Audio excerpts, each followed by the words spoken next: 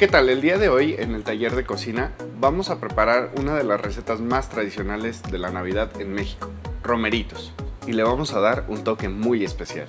Para esta receta utilizaremos romeritos, mole y caldo de pollo, camarón U15, harina, panko, huevo y polvo de camarón, nopales baby, papa cambray, sal de grano y el caldo de camarón. Acompáñenme, vamos a preparar esta receta.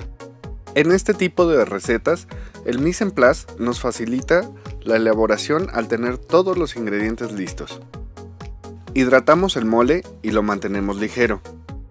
Encurtimos los nopales en sal gruesa por media hora, bañándolos con abundante sal. Pasado este tiempo, retiramos el exceso de sal y enjuagamos con agua fría. Cortamos en brunoise.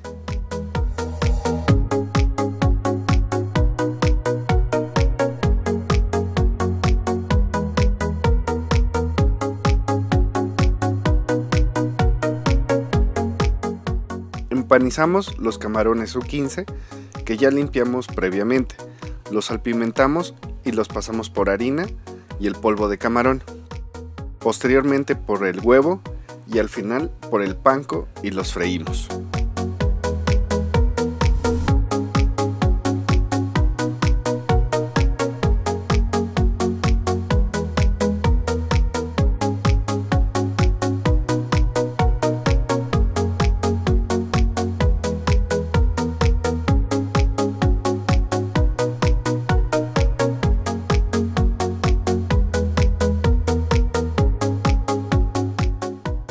Cocemos las papas en el caldo de camarón con un poco de sal.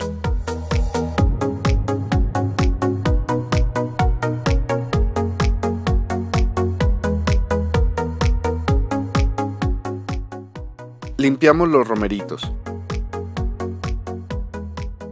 Cocemos los romeritos en el mismo caldo de camarón que usamos para cocer las papas.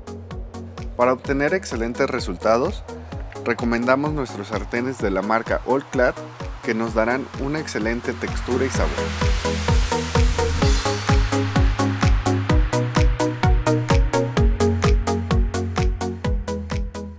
Es tiempo de probar nuestro platillo, así que una vez listo, veamos cómo lo reciben nuestros comensales.